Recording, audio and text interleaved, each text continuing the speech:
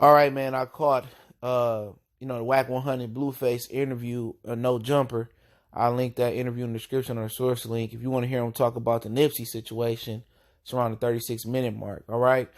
To be honest, he spoke some truth about the gang culture, and a lot of people said basically they got mad and said, he said one of the youth dude with a platform hit him up and asked him, and that's where the audio came from.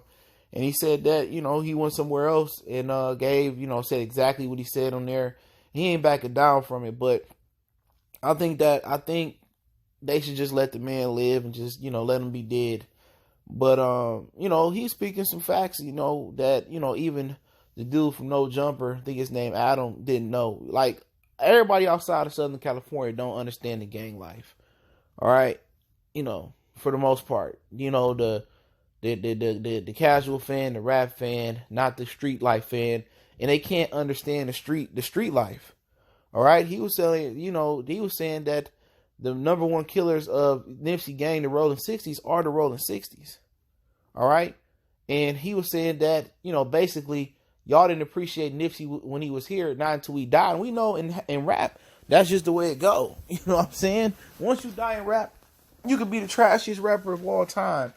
Your record's gonna go through the label. And basically he's saying that why he wasn't honored as a legend. He didn't have a platinum album, while he was alive. They wasn't playing his records on the radio, and everybody was trying to capitalize over his death or trying to honor him after he died. And you know what? He was speaking fact, but at the end of the day, facts gonna get people saying you a hater.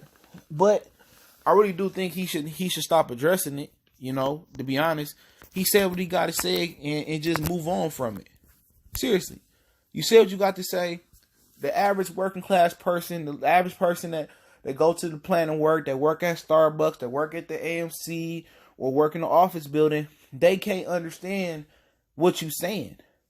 About the shooters and the fighters and how it's categories in the gang. And some guys like Wack 100 said he's been a money getter, he been a shooter, he been a fighter. He did the whole thing. You know what I'm saying? He broke it down without no hesitation to back up what he was saying, that he had it coming.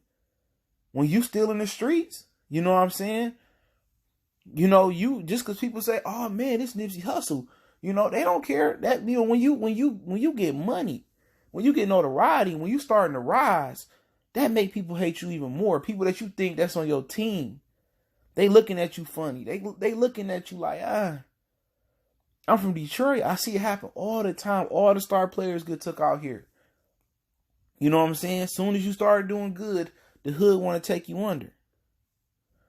And Wack was dropping some bars. Do I agree with him speaking on him and it sounding greasy? No, I don't agree with it.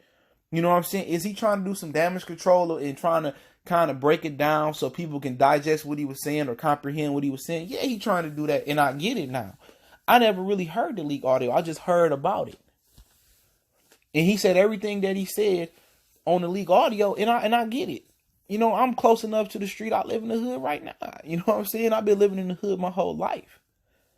You know what I'm saying? And me being able to grow up in the hood in Detroit and not be a street, I never sold nothing, told it, nothing like that. But me understanding the street and doing dudes that do that, I can adapt anywhere I go. When I stayed in Montgomery, I can adapt. When I was in Atlanta, I can adapt. When I was in Florida, I can adapt. When I'm in Ohio, I can adapt. When I'm in Indiana, I can adapt. I know the do's and don'ts. I've been through the projects in different hood. I can adapt. I understand everything he was saying. I don't really understand the gang life. I don't get it. We don't really have gangs in Detroit. We got streets. But it's not really gangs here. But when he broke it down, I'm like, okay, somebody was telling me that Crips kill Crips and it's Crips that's beef with Crips. And I said, okay, now I was getting a little bit crazy, but he right though. This man wasn't appreciated when he was alive. People just started banging his music when he died. The radio started spinning when he died. He didn't get to enjoy a platinum plaque. You know what I'm saying? Most of his fans came after his death. And it's unfortunate though, man, but he can celebrate, his success as an artist, but sometimes the truth is hard to digest.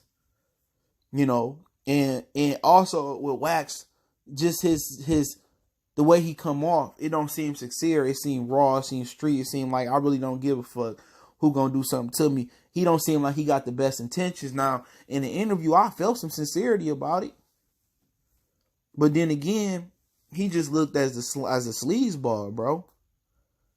You know, I talked to a lot of people from California. He look like it come off wrong, and people want you to sugarcoat something, but he ain't the guy that's gonna sugarcoat it.